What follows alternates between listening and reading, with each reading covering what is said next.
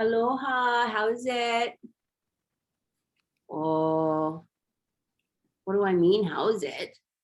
Everything good. How can it not be good? It's like all so good, everything good. We're so grateful to have everybody here and to be here. Our lovely paddler Nina is in, and we're so grateful that she's on her her loving journey of I don't even want to use the word recovery because that doesn't really have an aloha vibration to it. She's on her loving journey to the 150% that she's always been. And you're beautiful and glowing, and we're just so grateful that you're here and allowing us to have you in the ba'a today. And everybody here, we got a strong ba'a paddling today, and love and aloha to everybody else that's tuning in to the recordings.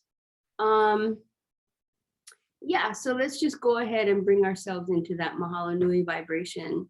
It's been a mahalo nui kind of day. Woohoo! Lots of things to be grateful for. So we'll go into the vibrational matchup to Nakupuna. Makau, ai. Keiki au ke ia o holo o koa. Mahalo nui. Mahalo nui. Mahalo nui no la ke ia. Piha po mai kai me ke aloha. Mahalo nui. Mahalo nui no la ke ia. Piha po mai kai me ke aloha. Keiki au ke ia. Keiki au ke ia no holo o koa. Hele mai ana no makali'i. Keiki au ke ia. Keiki au ke ia no holo o koa. Hele mai ana no makali'i. Aloha huakahi.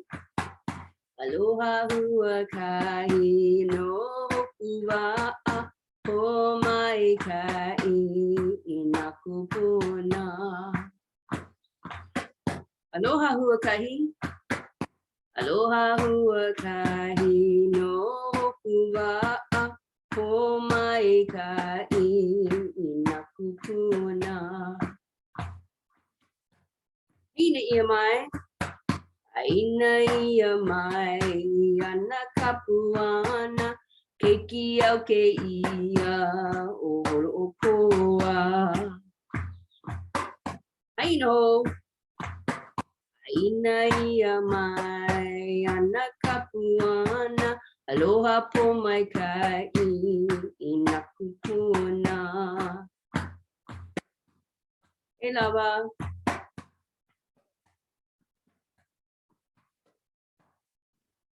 Keiki au ke ia o holo o koa. Aloha po mai kai I Nakupuna. We are children of the universe. We're children from the stars. We are greatness. We are loved and blessed on this loving journey by Nakupuna, our ancestors, angels, guardians, and guides. We are watching the magic happen around us continually, and we're seeing aloha everywhere around us, and we have every single moment blessing us with the next moment of mahalos. Because we really energize that tool. We energize that energy in our lives so profoundly that nothing else can actually there's not a lot of room for anything else to enter. If that's what we fill it with, the universe doesn't like a void. So if you remove something, let's say you clear something, or you just kind of like, oh, I'm not going to do pilikia this moment, and so you take the pilikia away. Well, then there is an empty space, and it becomes a vacuum, and the universe will fill it with something. So you better choose and decide. Who's in charge? You. You better decide what the universe fills that up with. Oh, aloha moments or mahalo nui moments. You choose what that empty space gets filled up with. Very important. Don't forget that. That's it. That's an important habit. Okay.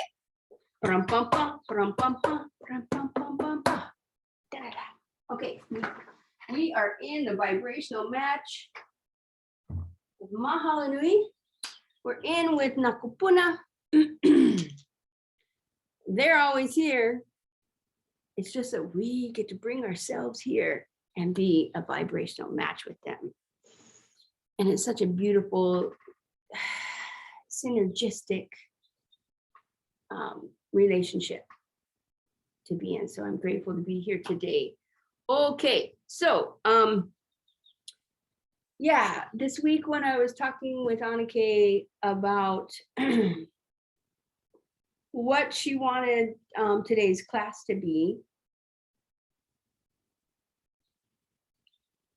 she came in pretty clear, and she gave it to me a couple of days early, which was surprising.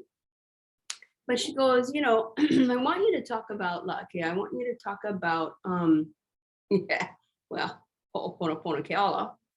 However, but she goes, no, I want you to speak about purpose. Our kiakahi, our purpose. Now, on the va'a, I think I've explained this before, but on the va'a, if you look, and maybe in some of those documentaries I sent you folks, but on the Hokulea, if you look and they'll pan the camera up to the top where the sails are attached. And at the top of that is, this U-shaped, they have the wood of the mast is carved, and it's U-shaped, and it's like this, yeah. And that, the name of that is kiakahi. And at the top, that's what holds, the mast is what holds the sails. It's kind of like, without the mast, you're not going anywhere. You gotta have that. It's like the main thing, and that whole, it holds the purpose of the va'a. And so that shape and the name of it, if you had to refer to it, is take the sails all the way up to the kiakahi, and you take the sails all the way up. Maybe in certain winds you only open the sails halfway or part way, or only the smaller sails, or whatever. But you have to navigate in different winds and different conditions. But the purpose always stands in place. And as a navigator, you look up, and and you can navigate with the kiakahi where the stars are in the heavens. So you can see, sometimes they tie a little ribbon or a little piece of lauhala or something, that kind of streamer, so they can tell which direction the wind is blowing, the kamakani is blowing. And, and that, kind of, even though you're rocking back and forth and you're watching it, you can see the star constellations, and it keeps you in the right direction that you need to go. And according to, okay, well, I know that the wind is blowing in a southwest direction, and I'm going north, because I'm heading to, from Tahiti to Hawaii, then you know how to keep yourself, okay, and the wind is blowing this direction, so north is going to be there. And then you keep your kiakahi, your purpose, pointed in that direction. So it's a very powerful navigational tool to use when you're navigating out in the open ocean, when you're navigating the waters of life, is your purpose. Now, a lot of people are like, in search. If I had a nickel for every time Kumu and I were at, somebody came to us for counseling or whatever, and they're like, I need to know my purpose. I'm trying to, when they would say the words trying, and I'm like, don't say that. It's Kumu. She's the word police. Don't say try. I'm trying to find my purpose. I don't know my purpose. I'm trying to find it. And okay.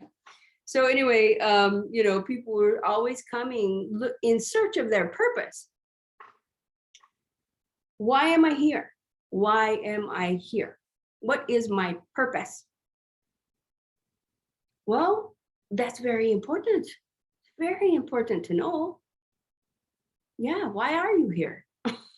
Why do I get up every day? Why do I get up every day and do life and walk forward and deal with people and places and things and life? And what do I do? Why? What's my purpose? And, people are, a lot of purpose is like, well, how do I serve? How am I going to serve myself, by making a living? How am I going to serve others? How am I going to serve? How do I serve? How do I make a difference in the world? How do I just, I'm not just a consumer. Well, there's a lot of people that are just totally fine with being a consumer of energy, a consumer of things, and they are not interested in contributing anything to anything. I'm like, oh, but there are some people like that. And aloha, good for you. Ooh, how's that working for you? I don't know. I don't even want to know. So good, go. It's not a vibrational match. So I don't have a lot of those people in my life, but my Kumu was married to one, however, Mr. Consumer, not contributing a whole lot, which would spandex my aloha, but he was my master teacher, and I'm so grateful to him because he brought me more fully capable to be in my purpose. See how ikaponomea that is? How beautiful that is? Because if I was the used to be La'akea, I would still have a lot of issues. My male issues with Kane, male issues. However, Uncle assisted me with all those issues to really, come more fully into mastering that, because he was my master teacher all in and around that. And that he, really sat in the va'a, basically writing in Nakupuna's va'a, and then I would call it my Kumu's va'a, which was going to be passed to me. And he'd just sit. He didn't know where his paddle was. He didn't have a paddle. He would just sit there. And the times that it would really spandex my aloha is, he just had his okole in the va'a. So he's sitting there and he's like, oh yeah, oh, this is really nice. Yeah, could we go a little faster? Could you kind of pick it up a little bit? I'd like, a little more wind in my hair. Oh, let's go over there. No, let's go over there. And I'm like, whoa. Mr. Not contributing. Where's your pad? You're not even paddling. You're just sitting here giving direct. And I'm like, and Kumu would look at me and she's like, Not, yeah. And I'm like, oh yeah. Oh yeah, spandex, the aloha, okay. Yeah, so he was master teacher. But yes, there are a lot of people in the world that don't really care what their kiakahi is, what their purpose is. They're just here to receive and consume whatever it is that people are willing to give them. So anyway, but most of us are, I find, are in search of our purpose, or we've found our purpose, or da da da da da da da da. Well, honestly, what I've come to understand, as me and Kumu, being with my Kumu for all these years, and hearing her counseling with people and this and that. And finally one day I walked in and I go, wow, that's one of the biggest, that's one of the biggest questions a lot of times what people want to know about relationship and finance. That's the big five, relationships, finance, my job, of course, self-love, money, iho, and then what is my purpose? Those are like the five issues in the human realm. Those are the five. Everything comes down to one of those five things, but purpose is one of them. And I'm like, wow. And I go, well, what I'm hearing you say, when you're counseling with people is because they're coming to you and they're like, I don't know what my purpose is. I've gone to all of these classes, all of these gurus. I've been searching, and I still don't know. I still don't know what my purpose is. I don't know what I'm supposed to be doing. And Kumu would just kind of giggle in her cute little auntie way with her beautiful silver locks flowing in the wind. And she would say, well, no worries, baby. Your purpose will find you. No worries.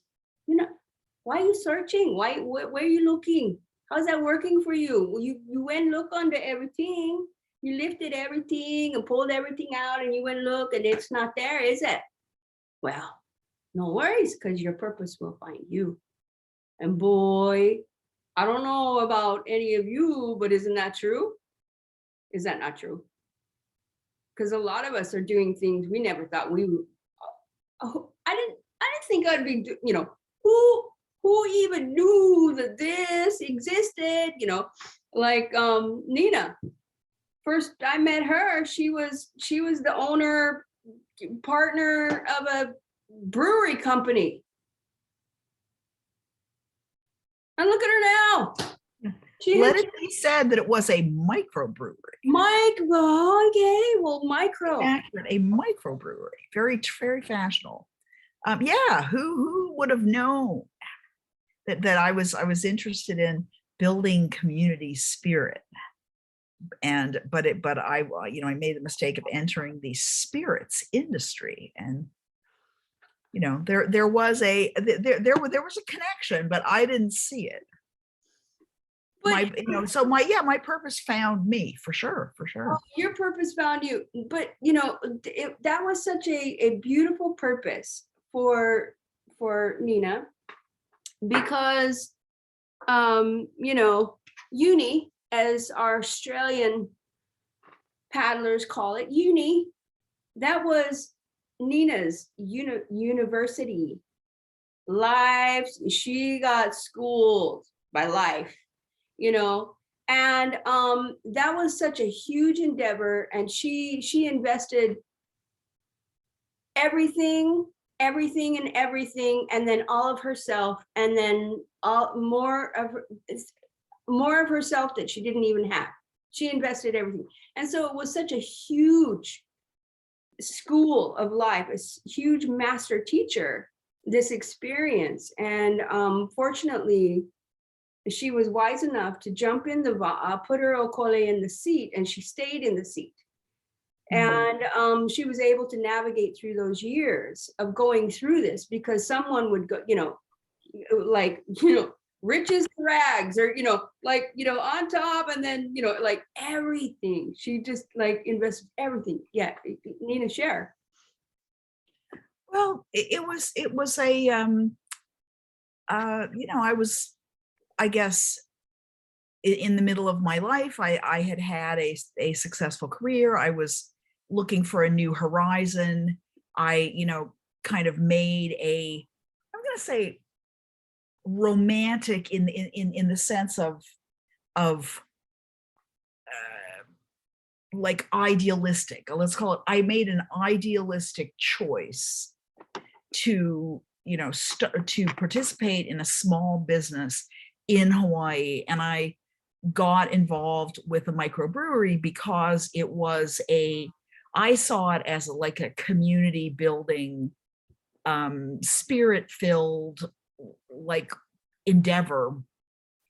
And it turned out to be a very, difficult manufacturing business, not only in the middle of the Pacific Ocean, making logistics very difficult, but also in the middle of the credit crunch. It's a capital intensive business. So it was really it turned out to be like the big dream and the vision met very quickly with a hard, unyielding reality. And I met Kumu at it in the course of attempting to resolve some of the misunderstandings I had with others involved in the business. And I was drawn to I guess I was at a point in my life where my resources for handling the situation were not adequate. And I knew they weren't adequate, and this was a completely different way of doing things. And I had been in Hawaii at that point for 3 or 4 years, and so I knew, things. I was ready to accept advice and teaching. I had I had encountered the harshness of reality multiple times, and so yeah, I embraced the Ho'oponopono Keala as a new source of wisdom for conducting my life and my own. What particularly got me is that the solution to my difficulties with other people lay inside me, and in creating a new attitude towards what I was doing and what the resources and options that I did have, and to be grateful for that, and also to see problems as teachers and people as teachers, and to accept is it apono, okay, to accept the reality. It's very similar to what we were talking about earlier with COVID. COVID is a reality, but how we navigate that reality is that's what we're doing here. Is we're blooming where we're planted, so to speak.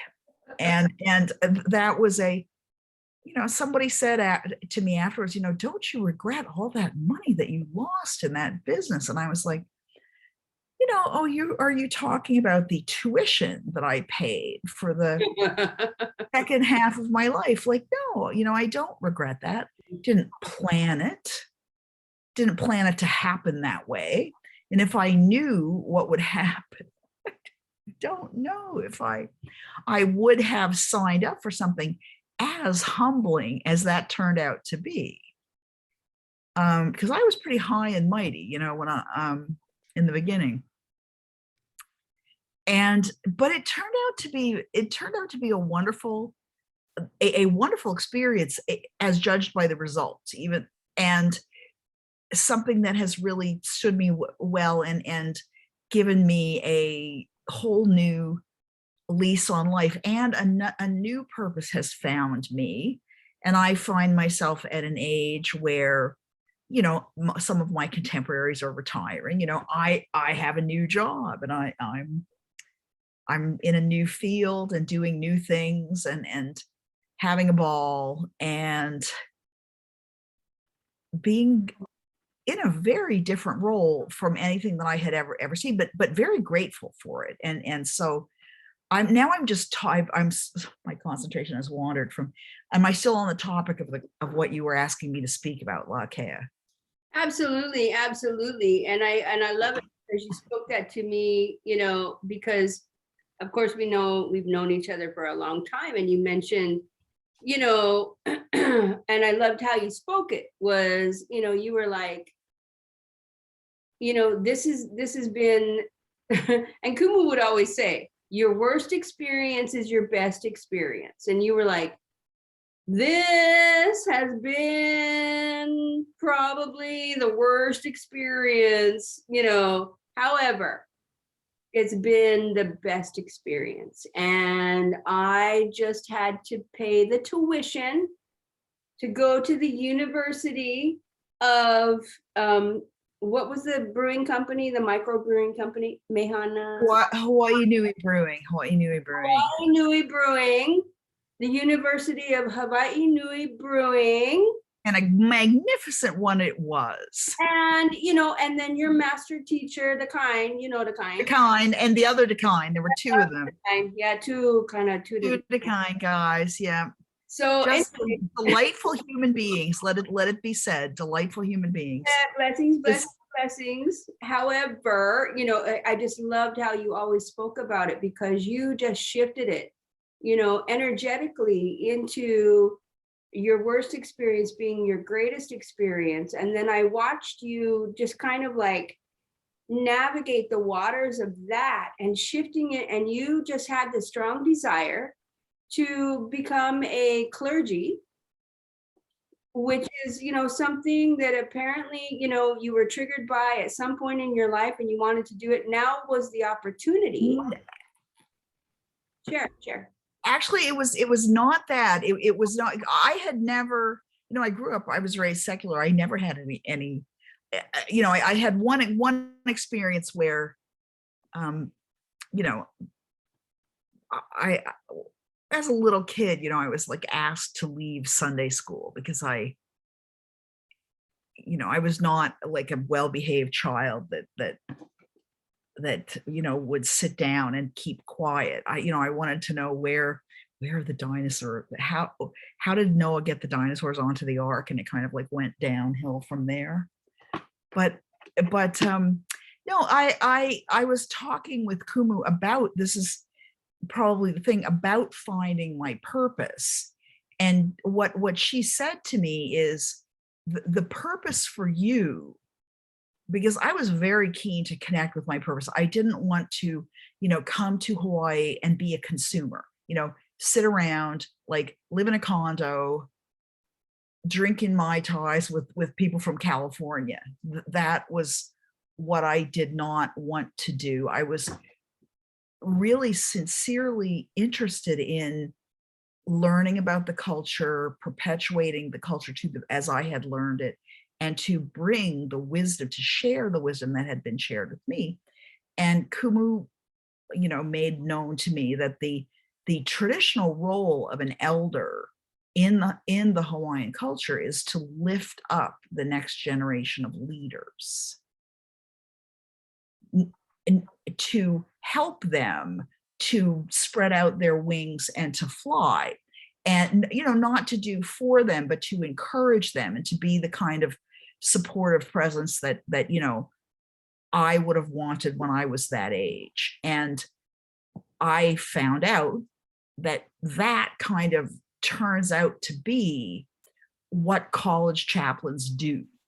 Mm-hmm. Now, there's many other roles in universities that do the same thing. It's not that college chaplains don't have a monopoly on it, but it is it is the purpose of college chaplains to encourage people as they're stepping into their adulthood. And I saw that as something that I could do. And that's how I, when you say finding your purpose or your purpose finds you, I didn't even know that was a job that you could have. Let's say if you're not a Christian, for example, I didn't know that. I went back to graduate school. I got another master's degree in something. I went to seminary. I had absolutely no idea why that was necessary, but it was a really, really great complementary education, similar to what you're doing, Lele Koa Eahi, to have, having connected with a purpose, to see that, oh, there's another kind of education that I need to avail myself of, and then to bring it together. Or you, Kaleo, like learning about the insurance industry.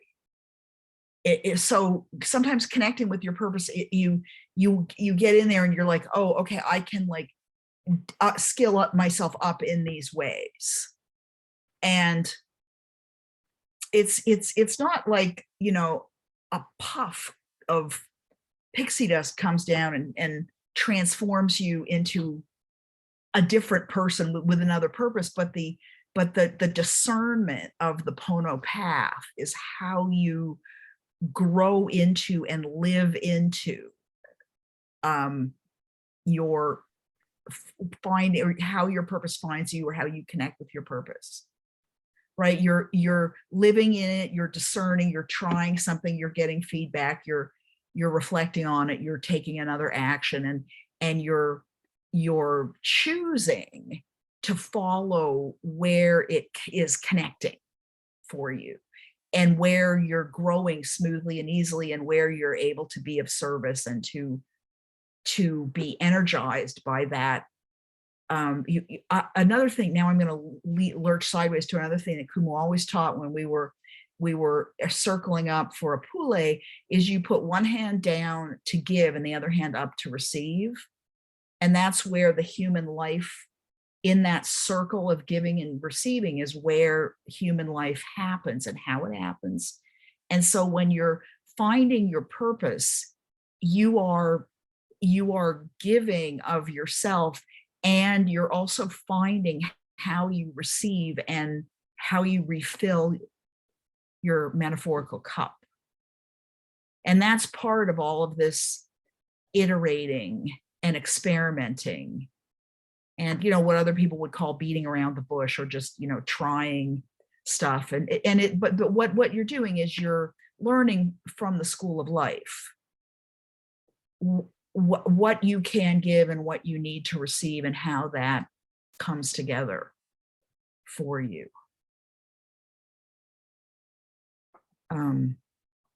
Yeah, it's so beautiful, you know, and sometimes it's just about, you know, as we're going along, knowing, you know, to just receive in the message of, you don't find your purpose finds you. So to kind of like step back and go, oh, yay, my purpose is going to find me. And so then you actually create the capacity to receive the synchronicities, because what happens, as we all know, and through experiential understanding, is all of these different kind of synchronicities that we never even thought of, but Nakapuna, the universe, geniusly, masterfully thought of, and brought all of these people and all of this thing, and oh, master teacher, master, oh, worst experience to best experience. Okay, now this is going to shoot you down this wormhole that's going to take you and drop you out in a place that you didn't even know existed. And you're like, I don't know where I am, I'm free falling. And they're like, oh, good, you need to free fall for a while, little control freak,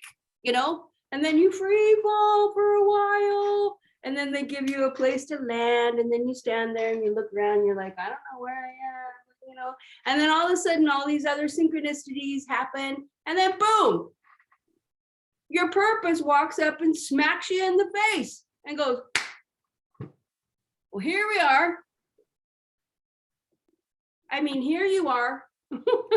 Like, yay, you finally reached it, but you know, and your purpose finds you. And all of a sudden you're doing exactly what you always never knew you always wanted to do. You never knew you always wanted to do that, but all of a sudden you're doing it, and you're like, this is the best ever. I didn't even know I wanted to do this, but this is exactly what I wanted to do. Boy, is this a fit.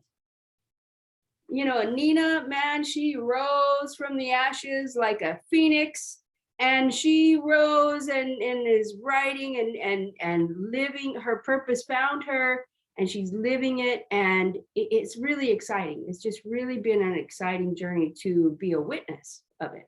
And I love to watch you on your journey, and that you have all of this experiential wisdom of that to testify to the truth of what, you know, we all know, And what my kumu would say, and what I continue to say, is you don't find your purpose finds you.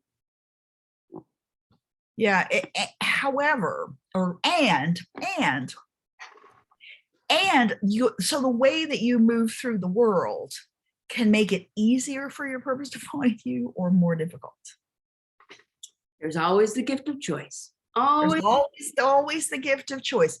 And when you are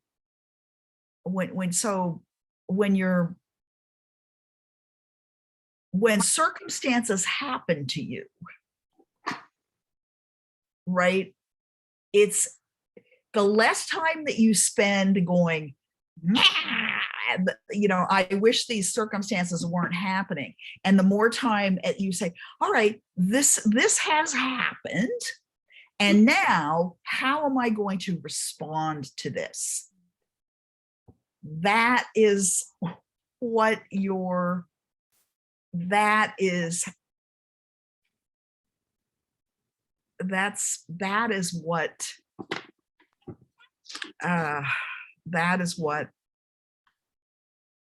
is really key. Mhm. Is not to fight reality, but to shape the unfolding of reality. Yes. And that is, one of the greatest gifts of Ho'oponopono Keala, because, like simple sayings like who's in charge? Kumu would go, who's in charge? Who is in charge of how you're experiencing things? Who's in charge of your world? Are you creating your world within the world, or are you letting the mass conscious world create your world? Who's in charge? Who's in charge? We get to choose every single moment. And maybe in one moment, we're kind of letting other people and other things create our experience. And that's okay, because experientially, then we, through contrast, go, oh yeah, no. No, you don't get to be in charge. You don't know. I am in charge. I'm going to take charge. And then we get to hana. We get to apply, hana, apply the things that we know energizes our desired experience. Mhm. And we have the gift of choice, moment to moment to moment, to do that. And, I'm going to go back to the tool of, and I keep this on the fridge. He loli ole, ke alo ae, he paio koho. He loli ole, ke alo ae, he paio koho. I'm going to go back to that, because it means, changes are inevitable. Struggles are an option. However, let's call changes, let's call, experiences, life happening on life's terms is inevitable. Hold it up again. Okay, one more time. It's that Anna K handwriting. Oh, there. Isn't that cute? And we keep it on the side of the fridge. Yeah, changes are inevitable. Struggle is an option. Yes. We keep it on the side of the fridge, and every time I walk over there, I read it and I go, oh yeah, that's right. It's good to have these notes either on your bathroom mirror or the refrigerator, wherever you go really often, your water cooler, or, I don't know, the door to smack you, when you get smacked in the face by the door when you walk out. I don't know, have it somewhere that, it's just like staring at you. But changes are inevitable. Or let's say, life is inevitable. Learnings, uni is inevitable. We in the school of life, and that is just reality. However, struggles are an option. And so there's the Hawaiian words for that. There's deep, wonderful layers and levels to that. And yes, I love this because it is written in my Kumu's handwriting. It was a big thing for her, and it was the truth, and it becomes more and more true every day. Can you put it up one more time? Because I didn't get all the words when I made it. Hold on a second. Let me get it up. Hold on. Here. No worries, no worries. The little words didn't come out. Got it now. Okay. Thank you. Mahalo. Yeah, got it. Okay. All right. So, and that is actually in the Pono cards. So I don't know if everybody's taken the opportunity to order Pono cards and have them in the Pono cards. It's in the Pono cards. It's something that you'll draw out of the pile at some point, and it'll remind you of that. But yeah, just know that if you don't have the Pono cards, order them, and I can get them off to you.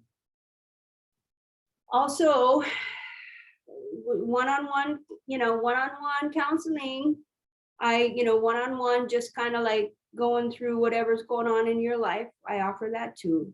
Kumu keeps pushing me to continue to do that. She did it, and she showed me how to do it. And channel in Nakupuna, you can ask them anything and they'll channel in the answers. So that's available too. So anyway, yes, this purpose is so important.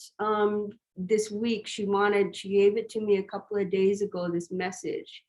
And it's really interesting because today, certain things happen, and unexpectedly a gal had called me and she goes, I don't know why I'm calling you, Lakia. She was in one of our classes a while back. And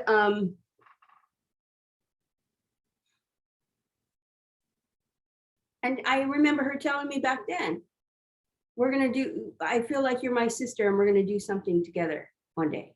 And I'm like, okay, yeah, how many times have I heard that? Students come up and they just energetically have this connection. I'm like, I know, because actually you think you're connecting to me, but you're actually connecting to you. You're actually connecting to your greatness. But they felt more comfortable to come to the Alakai and tell them, tell me that, rather than go to Kumu, because Kumu was for them a little intimidating. So they would come tell it to me. And I was like, okay, yeah, okay. She goes, no, one day you and I are going to do something together. Well, she called me the other day out of the blue. Hadn't talked to her for like a year, almost 2 years. And she goes, well, they told me to call you and I don't know why. And I'm like, okay, well. And we did a Zoom meeting and we still didn't know why. And then all of a sudden she brought up this thing. She goes, well, I have this appointment tomorrow, and so I got to go do this thing. And it's a community garden. When we had the lava flow and everything, there were, some different things that came together. One was called Puna Strong. One was, for the relief of, the people that were affected by the lava flow. They came and took their houses, they took their ag land, all of their, these were people's livelihoods. And so this guy has, come up with this, plan to create a community garden. So he's got all of these ideas. He's got his 501c3 in place, his nonprofit, and he's doing all of the loopholes that you have to do with the government and the IRS and everything like that. And so he's doing it, but he just needs support in different ways. And so she asked me, well, I have this meeting with him. Can you come? Because, the canoe plants, the stuff that he probably would want to plant in these gardens, because they're sustainable foods. This is why they brought it over on the canoes. That's why they're called canoe plants, is because they were going to a new world, their new home, and they didn't know what kind of food was there. So they brought their plants that they had that was life-sustaining food, like kalo and ulu the breadfruit, the kalo, which is, they make their poi with, that you can live on, and ulu, which is breadfruit. One breadfruit tree, when it fruits, you can feed 100 families with that. Tea leaf, all the canoe plants, all of them. And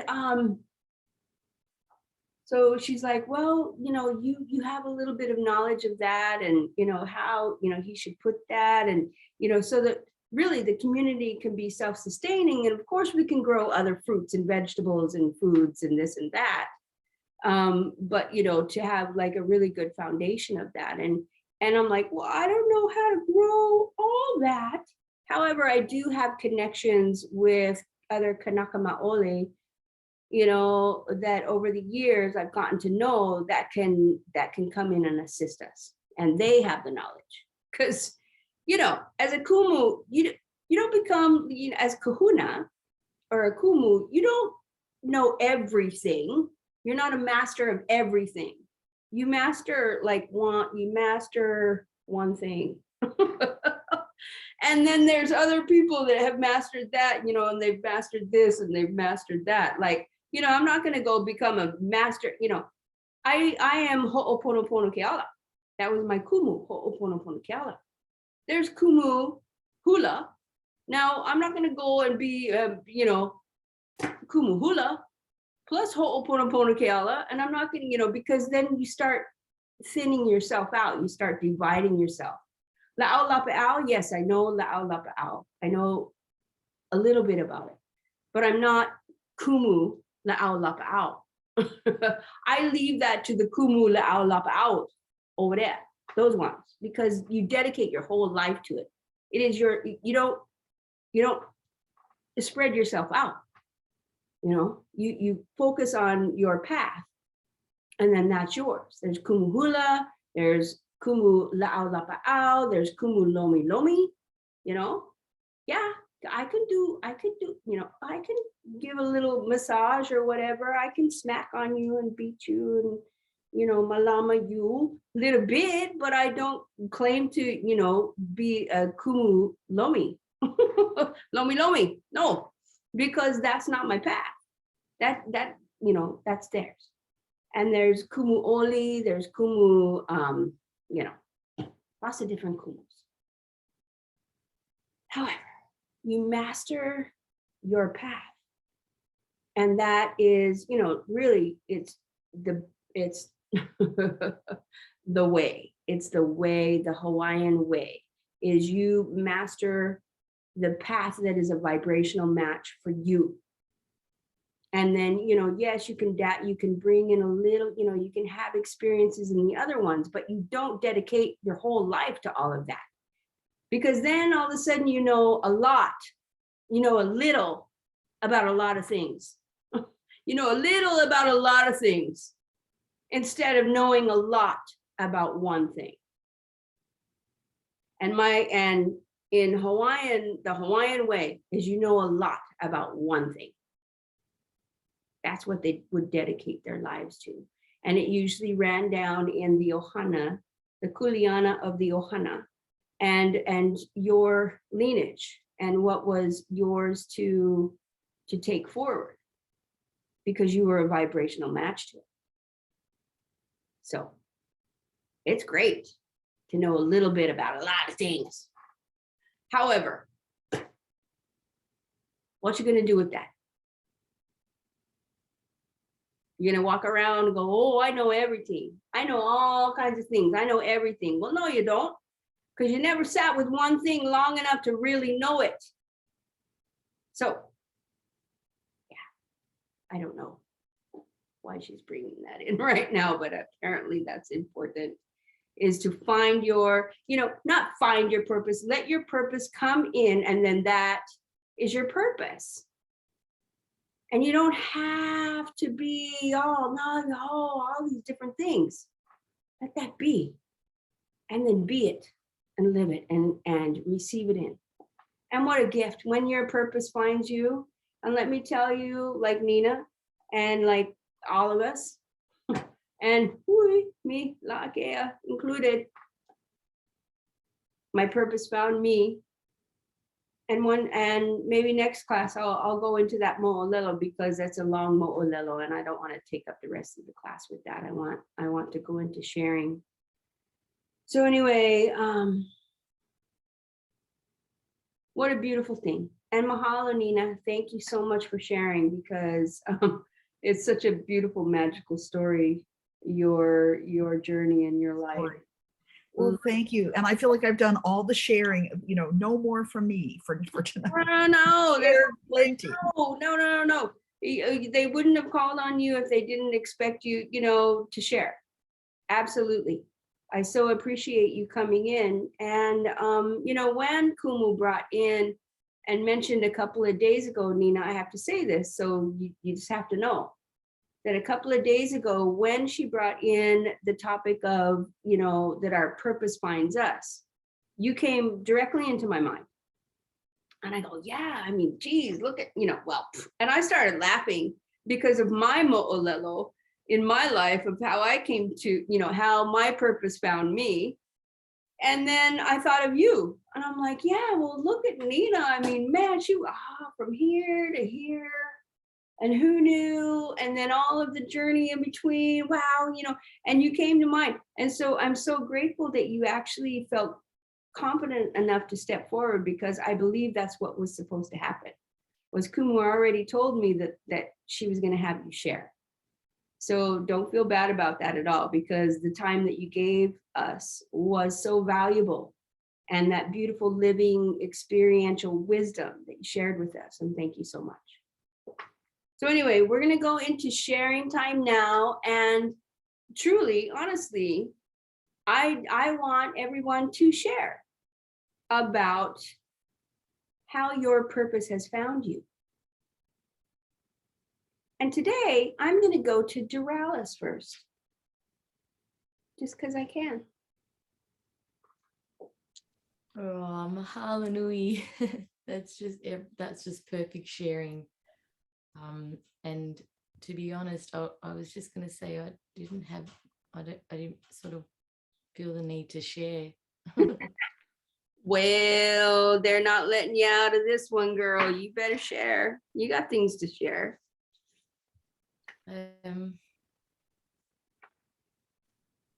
I just feel really grateful. I just feel really grateful because it just makes so much sense that your purpose will find you too. That we live in this beautiful. We have this beautiful dance with ourselves and the universe, and so when you open yourself up to receive, because you want to give. There's that beautiful balance, and you just allow yourself to, not push it. Definitely comes, and just what you just mentioned too about,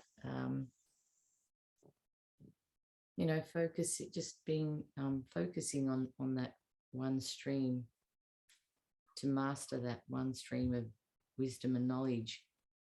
I can really resonate with that. Yeah. Because sometimes I tend to, I just really have grown up with being,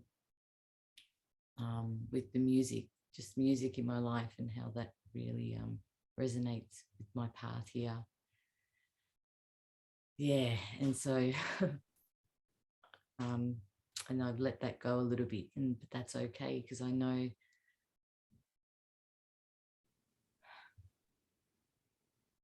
I remember when the first time I was really, really attracted to this path of music, what was my first instant feeling? And that was, I love how it makes me feel. It just makes me feel alive, makes me feel joyful. So it's just that simplicity, because as I progressed in my life, it just started to become very, how am I going to make, how am I going to sustain this? Just from the different programs that, I allowed in, how am I going to sustain this? So it sort of skewed a little bit, I guess my intention behind it. And I lost a little bit of that purpose of the intention behind why I'm doing it. And so, yeah, a lot of the healing vibration started to come into my life even more. And that's when I, really opened myself up to Ho'oponopono Keala, Lomi Lomi, and everything just started to really open up, As soon as I made that decision, I thought I'd come to Hawaii, and then it was like 3 months. Then Akea came over, it was just so powerful. You set that intention. Yeah, so yeah, and now I'm just on another journey too, with another healing journey that is based on universal law and the Dreamtime healing using holographic kinetics, which is like an advanced science, advanced to natural physics, applying that with my teacher here. And I really love it, and I feel a vibrational match to it too. But then again, just that remembering to focus and to become a master at something, really focus on that path and not fill it all up with other things too. So yeah, mahalo nui for sharing all of what you shared today. Beautiful. That's beautiful, my dear. Yeah. And no matter what, music will always be a part of your life. It will be integrated. You are it, and it is you. Same thing with Kaleo. I honestly, when I first met you and you told me, your whole life, you were, you were giving it a go to find your way into the music business. And when I met you and I started to understand the personality that you have and who you are and how big of a pu'uvai you have, and I go, oh, the music business would have eaten you alive. You wouldn't be the Duralis that you are today, because it would have beaten you down and chewed you up and spit you out, and I'm like, okay, well, we can just be grateful, a kalamai, excuse me, but grateful that you didn't ever get that huge break and go out, because, she has an amazing voice. She has an amazing voice. And should have gone really far in the business, but because, you just really aren't a vibrational match to what it takes to be in the business, like deep in the business, because it just would have like the selling your soul part of the business. Oh yeah, selling your soul, and that's so not you. You can't do it, but you would have to. You would have to in order to be, what they say you have to be.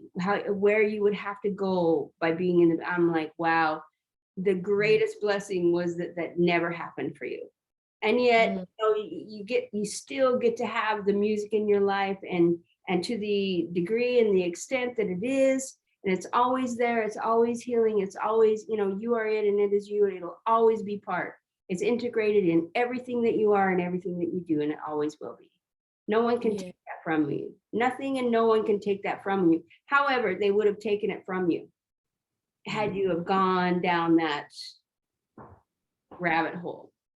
It would be gone from you, because it would have been beaten out of you, and it would have left a black hole. And I'm so grateful that honestly, that your purpose found you, and your purpose is not necessarily going into the music business.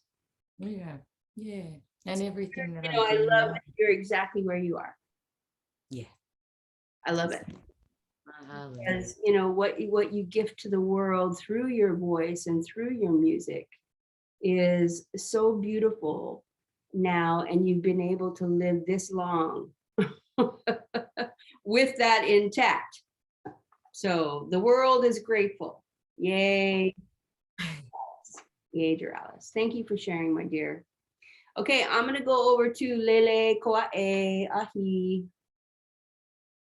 Aloha. Yeah, my purpose and me when I was a kid, I used to pretend to be a fairy godmother, and I always wanted to help people reach their greatness, and I had no idea what that entailed, and I kind of let people dictate to me what I should be doing. At one stage, I thought I wanted to be a doctor and suck on a bit of psychology, but my marks weren't really that great, so I ended up doing nursing, and it was the worst experience of my life because I got preached at more times than I wanted to remember. And then I was doing 2007, I was in the bookstore, and this book fell out of the bookshop, and it was to do with occupational therapy, and I can get the book actually.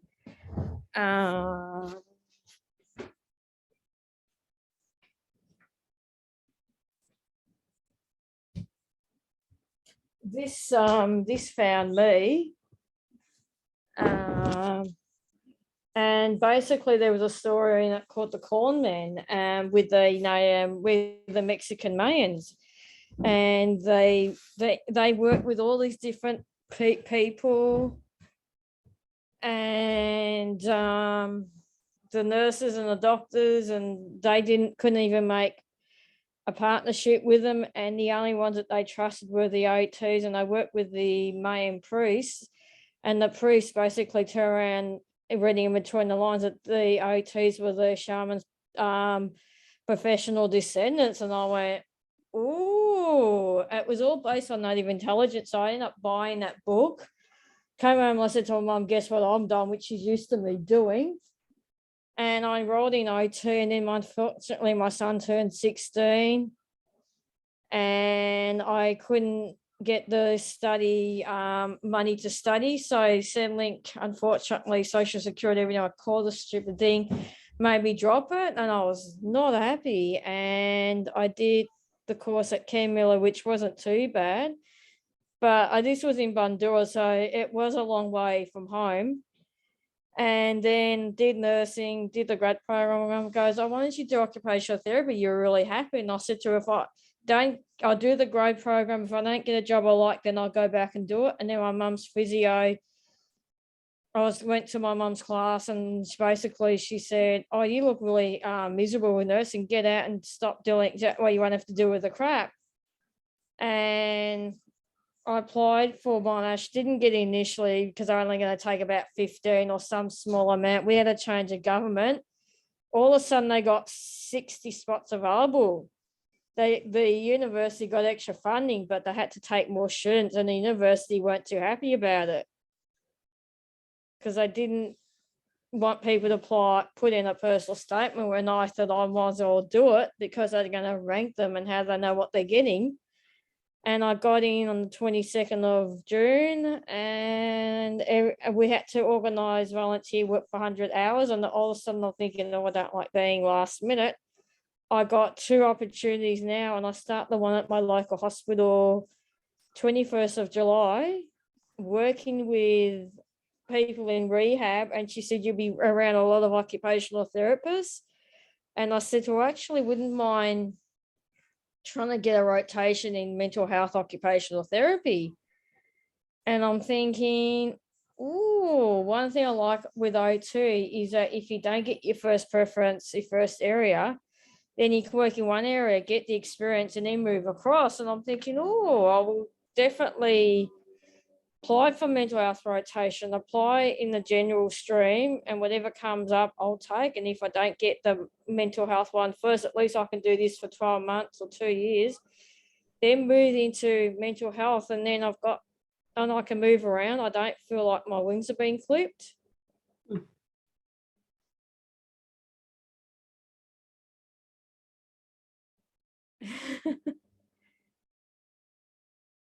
My wings are flying. Yeah. That's so awesome. Yeah, and there it is in your name, and that's what the bird does. The bird glides on the wind and dances in the wind.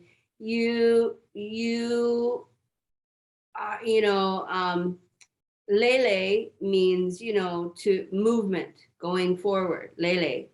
Koa'e is the bird. It's a white bird. It's a navigational bird. It's a bird that a lot of times you see out on the ocean. You see it in different places, but it's got these beautiful, long, pointy wings, and it's got this long tail, and it's got this, sometimes it has two streamers, but at least one streamer, like this feather that is off the back, off its tail, and is really long. So when you see them doing this dance, when you see them gliding on the wind and doing this dance, they have like this little tail feather that, kind of drifts behind them. It's so beautiful. And when you see it, you know it. You're like, oh, that's a special bird. It's special because it's like no other. It's like no other bird. It's a beautiful dancer. And that is so you. That's why that's part of your name is Lele, movement and dancing. And Koa'e is the bird that does that. And you don't clip your wings, because No way. has his wings clipped is not a happy bird. No. And Ahi is the fire, but you do a lot of fire dancing, but you're very Ahi is also, fire is not necessarily fire, destructive fire, burn things, Fire is actually also knowledge and wisdom and knowingness. So, yeah, there's lots of different layers to that. So, of course, you can't be, your purpose does not contain being in a place where your wings are clipped or you're bound and you can't move and you can't fly and you can't do anything. You can't lay around, move around. No, you're gonna go locomoco. You're gonna Yes. go postal. We call it going postal. You're gonna go postal on people. You'll just, start taking people out. if they confine you like that. No. So yeah, you have to be able to spread your wings and have, it's part of your purpose is connected to your name. So they're a beautiful match. And we're so excited that you're on this journey. That you are, you have Mahalo Nui'd this into place. You've used the magic of bringing your desired experience to you, and it's happening. And now we are synchronistically seeing how all of these beautiful things are coming into place. You have to drive such a short distance to work every day. How awesome is that? Or to class every day or whatever. But, wow. Again, it just keeps getting better and better and better with everything, because now you're able to do two things that get you the hours twice as fast. Yes. Where everybody's just doing one thing, getting them there one thing at a time. And you're like, you have two things that can get you there twice as fast. And, you are a soaring, flying bird. Twice as fast is kind of your speed.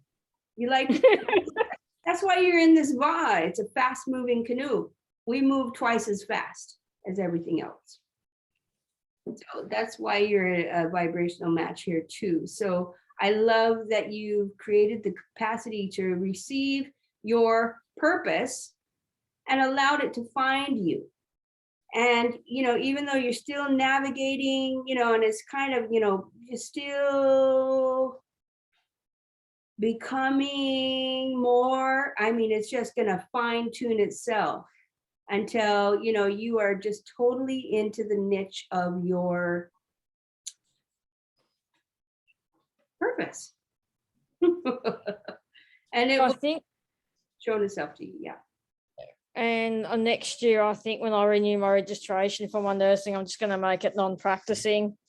I can't be bothered. And then once I finish my course, I'm going to completely get rid of nursing registration and just focus on the occupational therapy and dance therapy and ditch the nursing. Swipe left. Just swipe it to the left. Yep. Nope. Yep, swipe left, no match, don't want it to be. And no more preaching, which is even better. I'm a free spirit, no one's going to clip my wings. That's right. That's right. Well, good for you, girl. I am so proud of you. I'm so amazed at how, all of this is unfolding for you. And thank you for sharing with us. It's so important, because so many people are having different experiences, and a lot of people can relate to you. So that's why I like, different people to share, because they can't always just relate to me. Like Nina, they can relate to Nina, they can relate to Duralis, they can relate to you. And so I really appreciate everybody, putting in their little bit of share, because it's very important. So mahalo, my dear. Thank you. I look forward to next week to see how things are going with you. Oh, thank you. We'll see about that then. Mahalo. All right, Mahalo.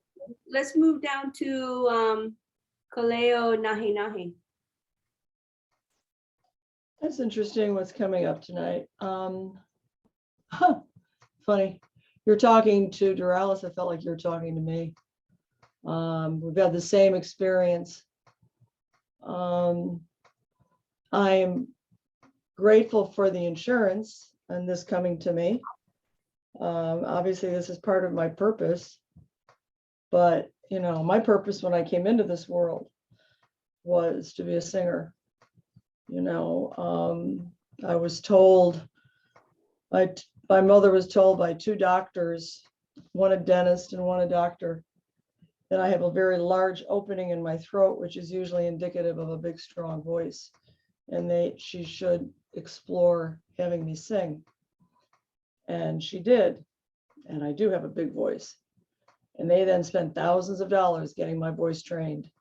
And I knew in every part of my being from the time I was young that I was supposed to, this was my purpose in life, was that God gave me this voice. I never took really any responsibility other than my responsibility to take care of it. But to me, it was a gift that God gave me. And my parents supported that in training it. And I don't need my voice for me. The voice is to be out in the world. And so, yeah, I attempted to pursue that when I was in New York as an early adult. And, but I never really saw myself in the music industry. I performed in New York City for these comedy clubs. I was an opening act for Jerry Seinfeld before he was known, if you know who he is. I hung out with all the comics in this comedy club in New York. I was one of the main singers there. But my personality, yeah, it's just exactly what you said, Kumu, about Chrissy. I was the same way. I couldn't handle it. And then I got led into this direction of healing. And I always kept my finger in my music, but it was on the back burner. I was doing gigs for senior residences and whatever. Till 2008. When I was in New York, I was in Asheville, and I said, I've got to, I need to get out into the music industry more. And I got together with this musician who I respected. His name was Sean Galloway, and I wanted to see if he could help me figure out how to get involved in what was a very active music community in Asheville. I was involved in the healing community. I wasn't really that involved in the music community. Instead of he was leaving town going to Nashville, but instead he asked me if I wanted him to help me make a CD. So in 2008, I made a CD, and it was awesome. It was so much more than I could ever imagine. He brought in the 3 top musicians in Asheville to do the music for me. It took 10 months to make it. It was spent a lot of money on it. Luckily, I had the money from an inheritance. And I mean, I still have it. I don't do much with it, although it's on Spotify. And people that I have women who have bought it have told me that it's very soothing, helping them to go to sleep, helping them. It's called Ulana, the Way of the Heart. Ulana means to weave, and it was my musical odyssey up until then. It's grounded in the Hawaiian, but it's got African, Celtic, Maori, Native American, and then some English songs on it. So it's world music, all the different traditions that I had explored. But then I never really did a whole lot with it because I didn't know how to promote it. Yeah. I didn't know how to be in the industry, and my life was still in the healing world. And then I'm given the name, the warm and comforting voice of the heavens. And when Auntie Pua gave it to me, she gave it to me at a it was a tea ceremony, ceremony. We were up at the overlook of Iki, which is where that was a sacred place for her, from her kumu. And she gifted me with the name there, and she got it in Dreamtime, and because she knew me, I was still doing a lot of may at that point. And so she's like, but at that ceremony, I also did a chant that she had taught me. And she said, now I know why you were given that name. She said, not when you talk so much, but when you chant. And so I don't know, it's been interesting. My life is taken me on these other journeys with all of this. Sorry, I'm talking a long time here, but sort of open Pandora's box here, Kuma, with what you bring in, and with Chrissy talking about the music. Because this has always been sitting in the back. I mean, I say this right now to you, and I want to cry. I want to cry. I haven't hardly sung at all for the last 2 years because I'm home here. With the pandemic, at least I was still doing a few concerts. I was doing a lot like with senior residences between hula and the singing. That's what feeds my soul, is my music and my dance. Feeds my soul. And I haven't done hardly any for 2 years. And it makes me want to cry. And that makes me, it's caused me to feel depressed. So yeah, it's interesting that now this purpose is coming in through the healing work with the insurance. And I'm really passionate about helping people to have peace of mind, to help kids to have security, to all of it. I mean, I don't need to go into all of it. So I'm passionate about it, seeing a need for it. At the same time, I've been hearing real strongly from the ancestors that my teaching, I now need to be stepping more into this role of teacher through the voice, through my voice, through helping people with the spirit language, helping them to connect to using their voice with aloha. A couple of weeks ago, I got up and I was feeling strongly about how can I reconnect to my music again, and they were bringing these messages in. I need to be focused right now, is what I'm being told, on the insurance. And once I get financially stable with that, then I can see where I can go with my music. And the other, like a couple weeks ago, like I said, I got up, I think it was a Sunday morning. And all of a sudden I remembered I've got the CD. I've got 2 other groups of songs that were recorded. One guy that I was involved with years ago, I don't even say how many years ago, in New York. I was doing commercial pop at that point. And this was back with Barry Manilow. And I was doing some songs from the 40s and 50s. He had me do, it was about 5 songs he recorded as a demo for me. And I still had it. And I had, it was a cassette tape, and I had the sound engineer that I worked with on the CD, I had him do a mix of them to clean them up. And then I did a couple of songs, demos for 2 women composers in Florida. One song they wrote specifically for me. And then I left and I moved up to Quebec to get married, and that ended. But I listened to those songs, and when I listen to them, I sit and go, oh my God. Now I see who I was back then as a singer. I didn't have any self-esteem. I didn't really, I had this inner feeling that this was my purpose, but emotionally I didn't know how to handle it. But I look back, and I mean, voice is still there. It's out of shape, but it's still there. So I don't know. I didn't expect this to come up tonight. I'm grateful for where I am and this purpose that I've been guided.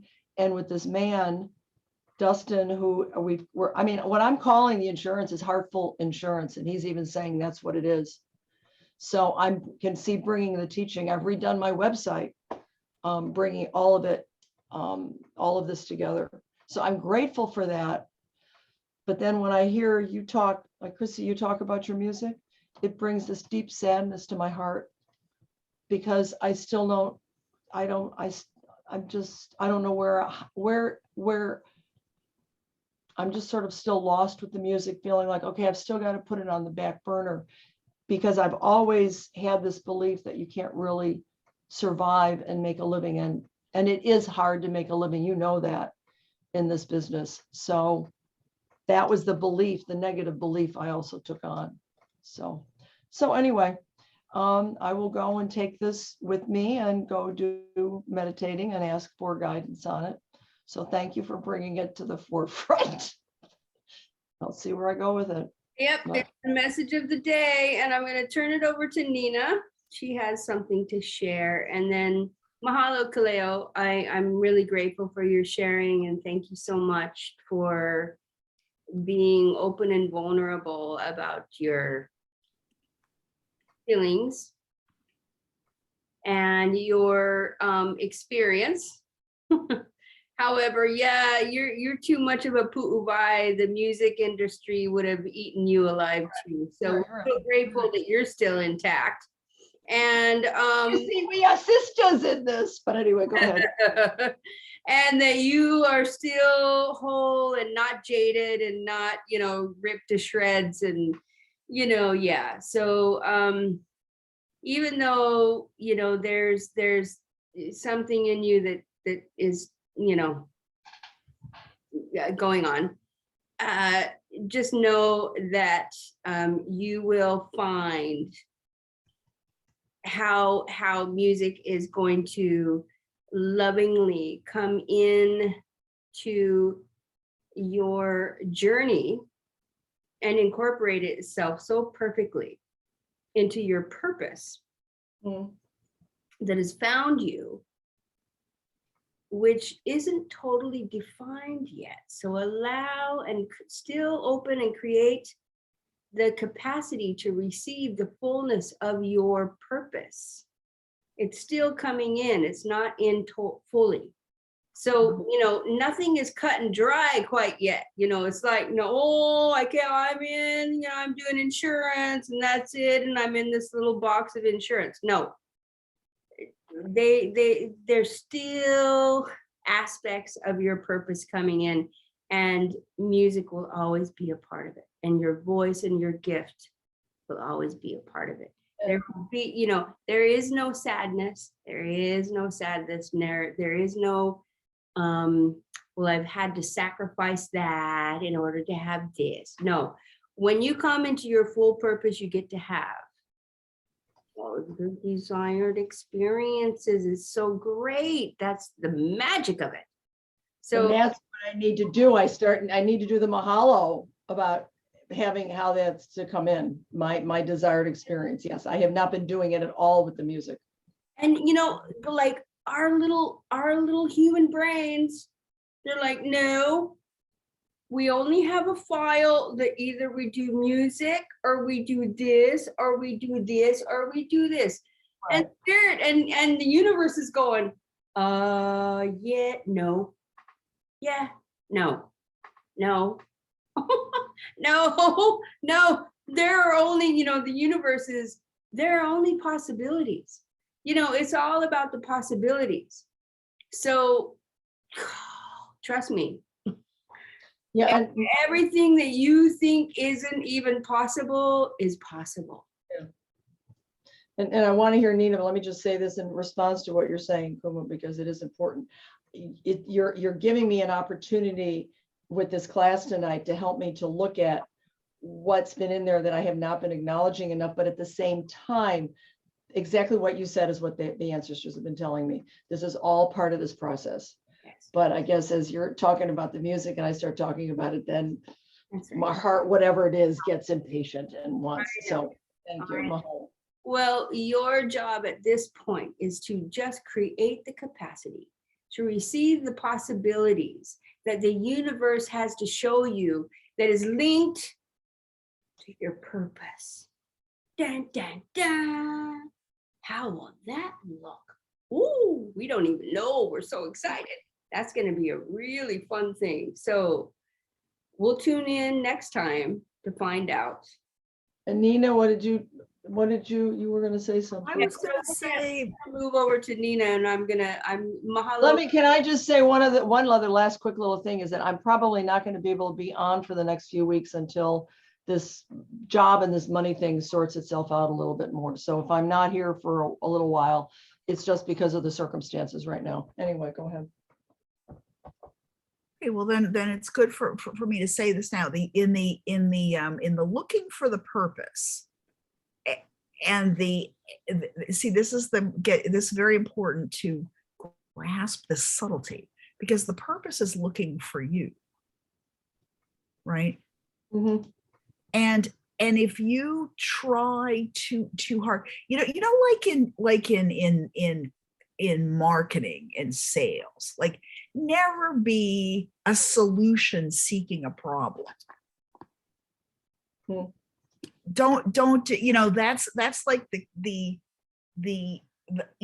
a mistake that companies make, where they invent something and they're like, we're gonna foist this on the world and so they have solved, they've got a gizmo and they're going to stuff it down into into customers, but what people are connecting with is their unmet needs. Mhm.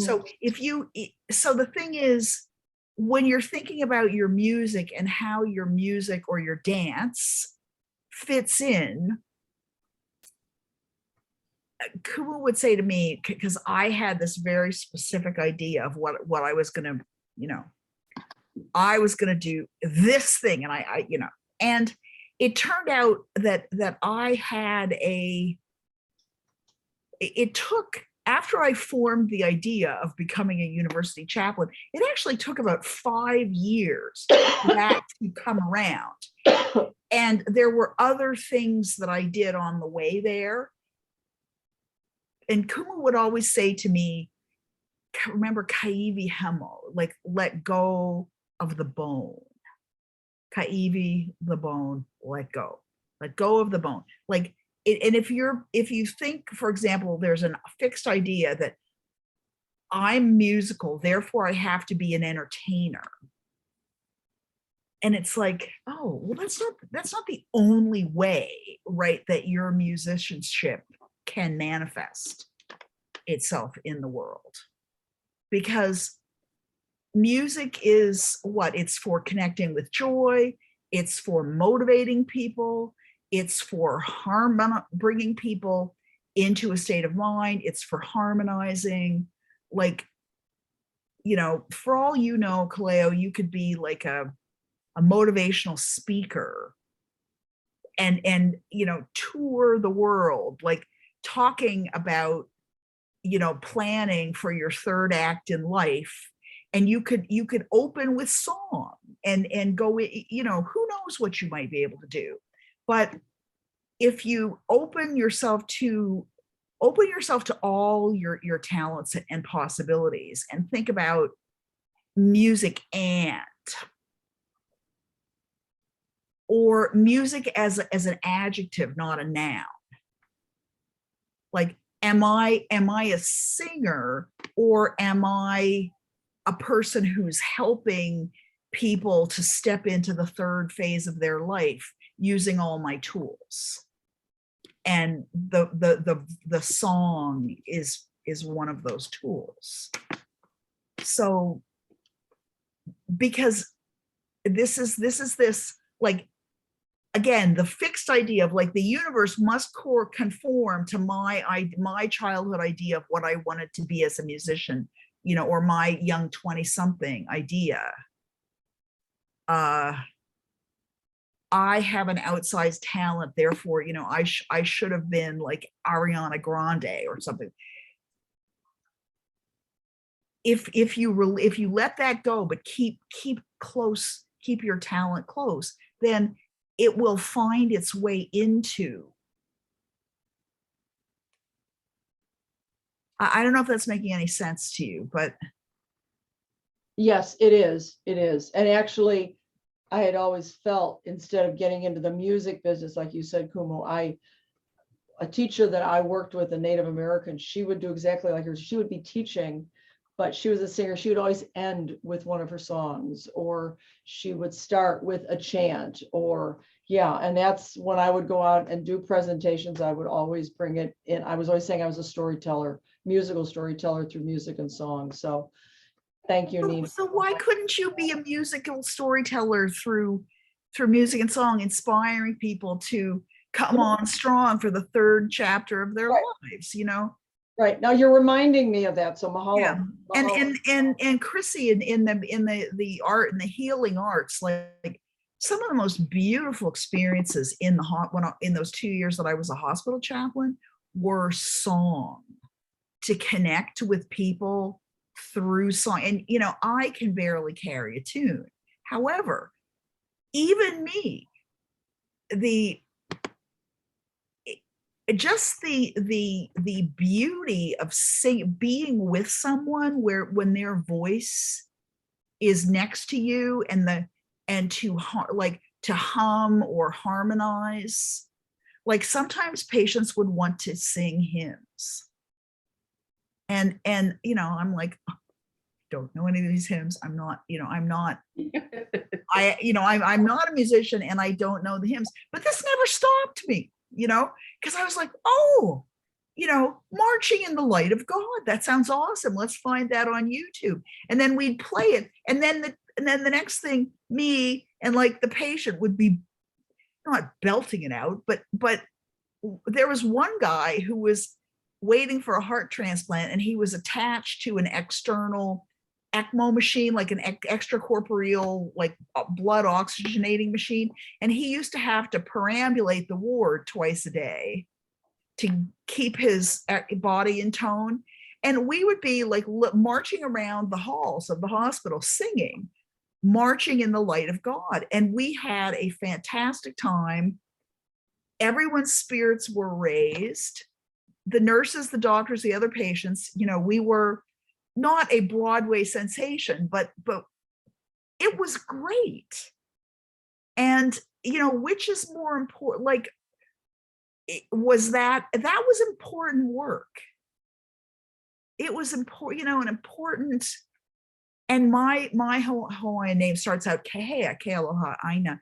And Kahea is in hula is the caller, you know, the person who invites other people to step into the dance. And I see that as a serious part, like what I am inviting people into their greatness with my voice and with everything, and with my like thimbleful of musicianship. You know, I didn't even get a scoop or even a half scoop, just a thimbleful. But music is so powerful. It's such a fuel, and dance also a fuel for anything you're doing.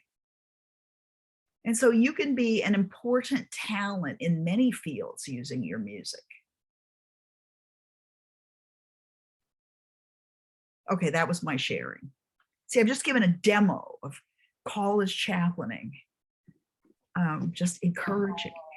Mahalo.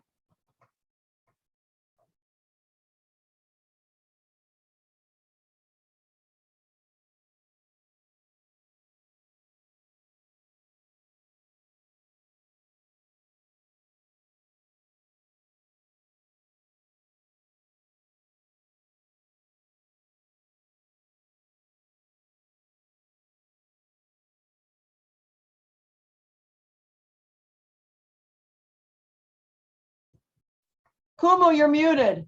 A Calamine, A Calamine. The thing that I love about Nina is, you know, we used, you know, we have all of these things, all of these times in our lives that, you know, we think, oh, this is my thing and I'm doing this thing. Now, when Nina came and would hang out with us, of course, it was all about the Hawaiian music. We'd play Hawaiian music and it was hula. Well, at a point in Nina's life, she was a belly dancer. So she ting ting ting ting ting ting ting ting ting ting and all of these moves, and she was a belly dancer. Well, when we would get up and, you know, it would be like Hawaiian music and Kumu was doing the hula, or we were all, you know, doing the hula. Nina would come in and she would, you know, and she would be doing, you know, like the hula, or with the mele, with the songs, there was like hula that was going to it. But I would also notice in with the hula, there would be some belly dancing that would come in, you know. It was the hands. It was the hands. She couldn't get rid of the belly dancing hands. And in I could hula, not get rid of the belly dancing hands. no, you don't have your thumbs out like it. It's like you hold. And you don't break your wrists. Your Especially, you know, Kahiko, it's very, and the There's only time you do is when you do this for, you know, and hula moves are very hula. However, Nina would bring in belly terrible. dancing. And so, you know, I just loved it. I would just sit there and smile and giggle because she was incorporating into the hula, into her joy of that moment. It didn't matter what it was. Nina just allowed everything that she knew that was moving her body to allow her, and she just allowed it. And she would just do it. And my Kumu didn't say anything, and Kumu Neolani didn't say anything. Nobody said anything. We were just, yes, girl, you go into the joy of it. Hula doesn't, you know, nobody's like there doing the hula police going, no, that's the wrong move. You have to have your hands like you're hurrying. No, we were kind of kapila kind. We was like doing it, you know, however you do it. And Nina would bring in her little spice, her little flavor. And Nina, mahalo for that. It was a yeah, it sparked joy. How many years did you do belly dancing? Oh, I was probably like 10 years. It's hard to well, no, it was a learning experience for me to decouple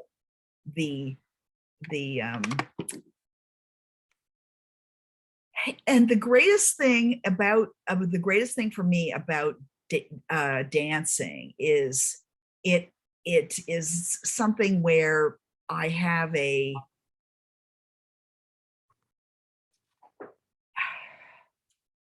it's always good, like it's good for your humility to do things where you're kind of at the back of the bus of the talent pool. And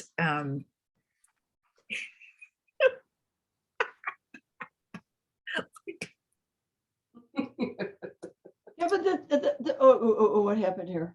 I can't, what is it doing here?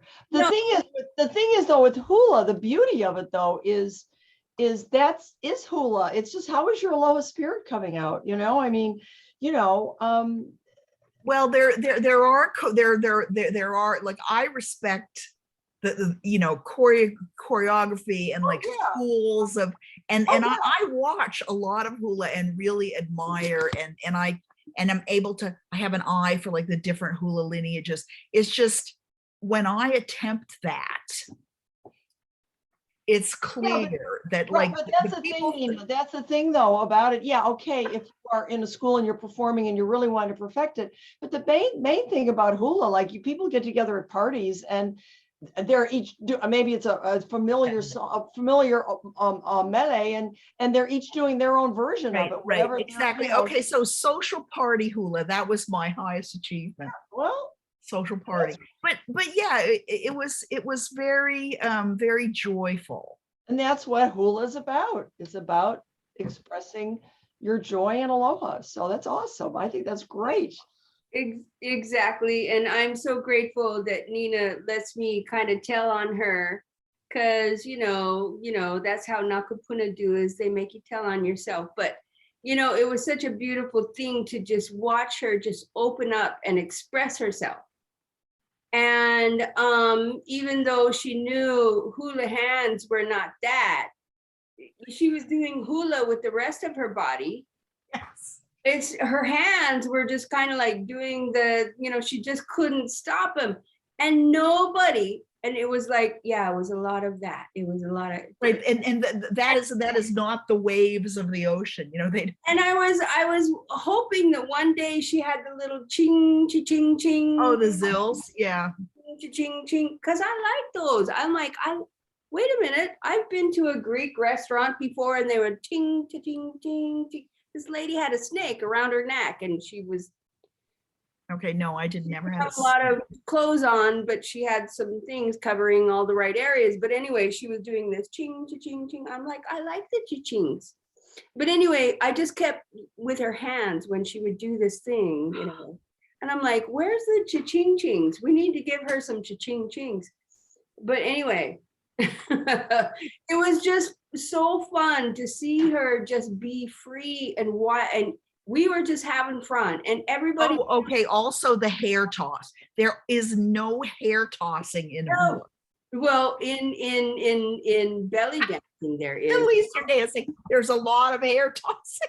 There's no hair tossing. I don't know, but she did the hair toss, and you have the hair to do it, and so you do it. And I think we have videos of it I because have a killer hair toss, but it just Kumu Mehealani and Neolani would be playing, Hawaiian music, and would be, there'd be a group of people, and we were just doing Kana Kapila style, and then Nina was kind of next to us somewhere, and she'd just stand up and start doing her thing and singing and just doing her moves, and a lot of hair flipping, and I don't know. Not Some some hair tossing. You held it down to a minimum, but there was a part of you that you just had to let it go. And I loved you for it. I so loved you for it. And every time, and of course I'm like here looking at the words and the chords, but I'd look up and look at you for a minute. I'm like, I so adore you.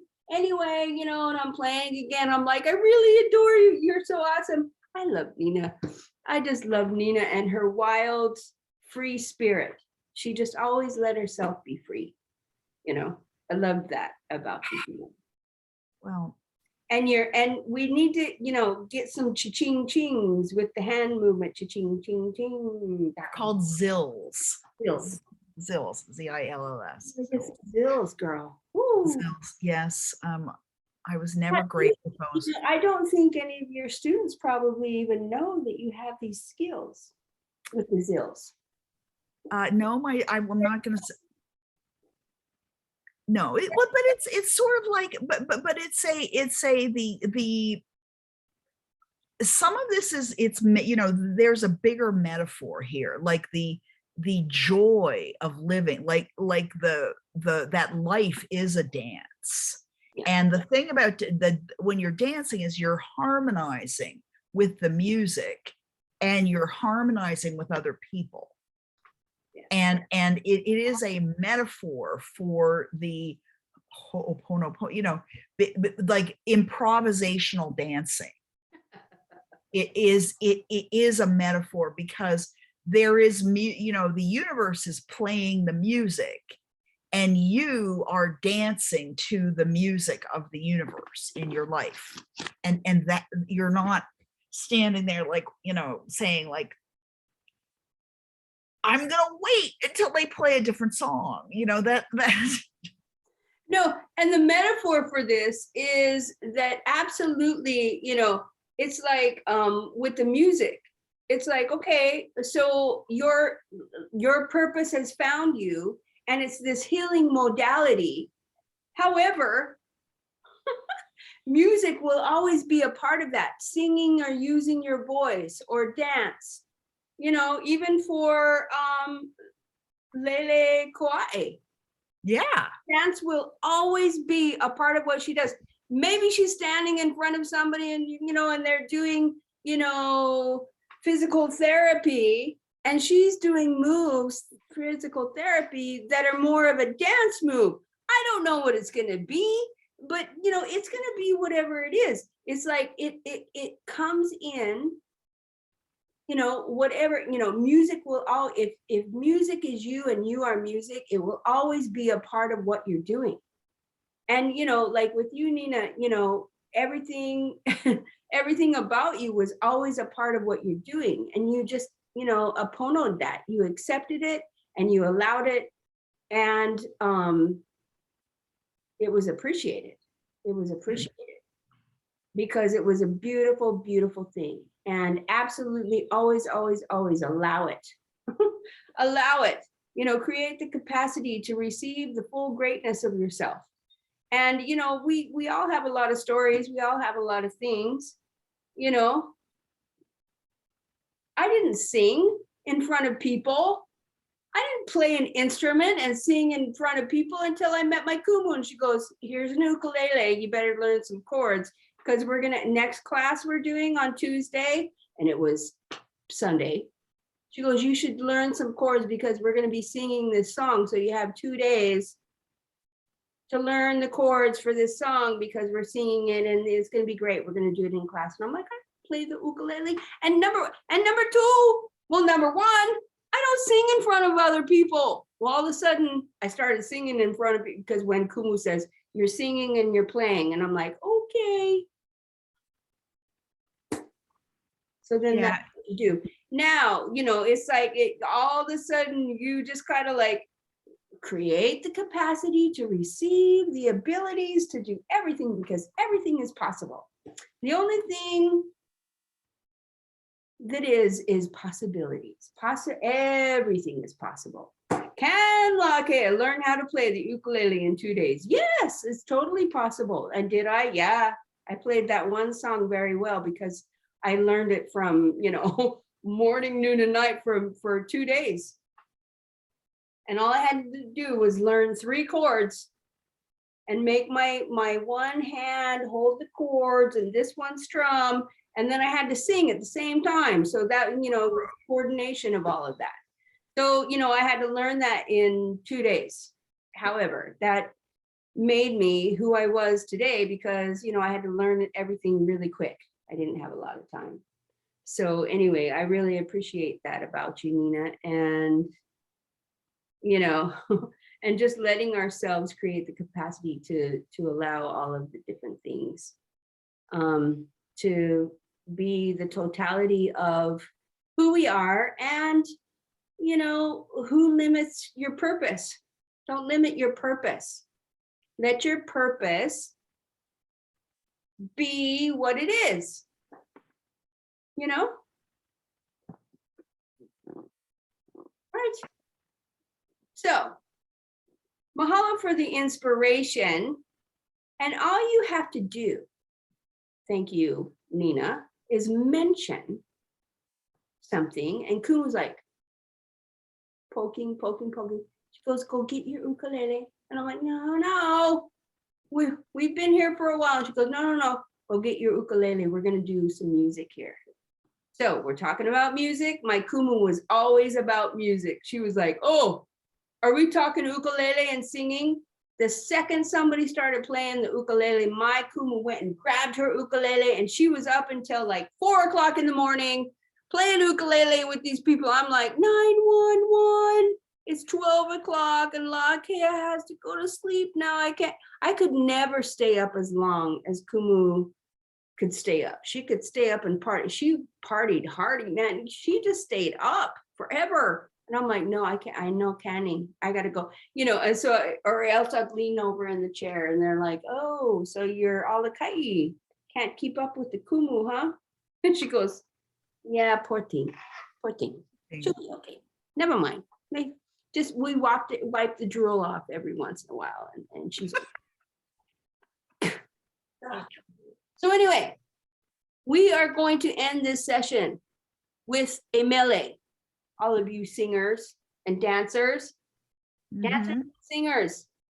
So I don't think that you folks have this song because I kind of flipped through and she says, do this one. She really liked this one. And she'd made me sing it by myself. She'd play with me, but she'd make me sing it by myself. So it's okay that I sing it by myself today. But anyway, I'll put this on the I'll put it on the member portal so you folks can have a copy of this if you wanna. If you have an ukulele and you want to practice it, you have the chords and everything to play it. But we're gonna sing it today because we're bringing in the mele to end this Your Purpose Will Find You message class. All right, well, my purpose found me, and my purpose, part of my purpose is I sing and play ukulele in front of people like I didn't ever know that I did before. So let me. Okay. The mele is called These Islands. Oh man, I love you, Annika.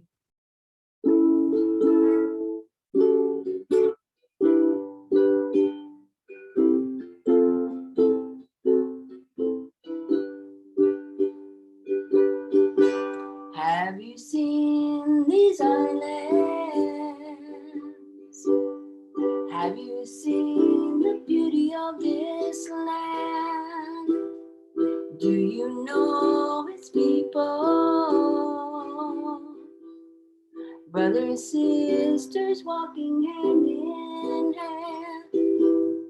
Have you seen the oceans?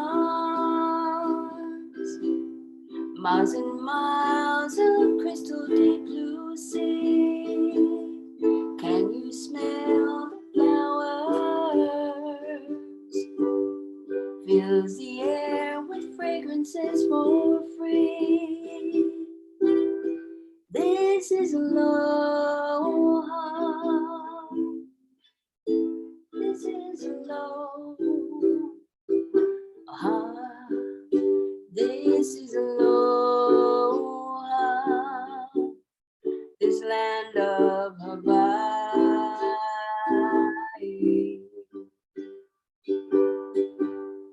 Have you felt the power? Mountain craters throwing lava in the air, or its green swept beauty of each island blossoms everywhere. Have you felt its spirit?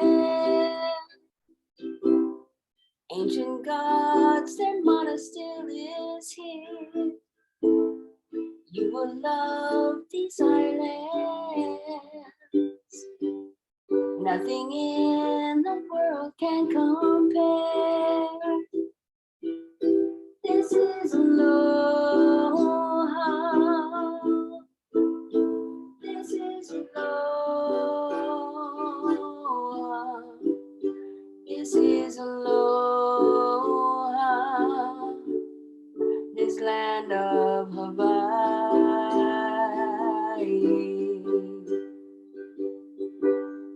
Have you felt the power? Mountain craters throwing lava in the air, or its green swept beauty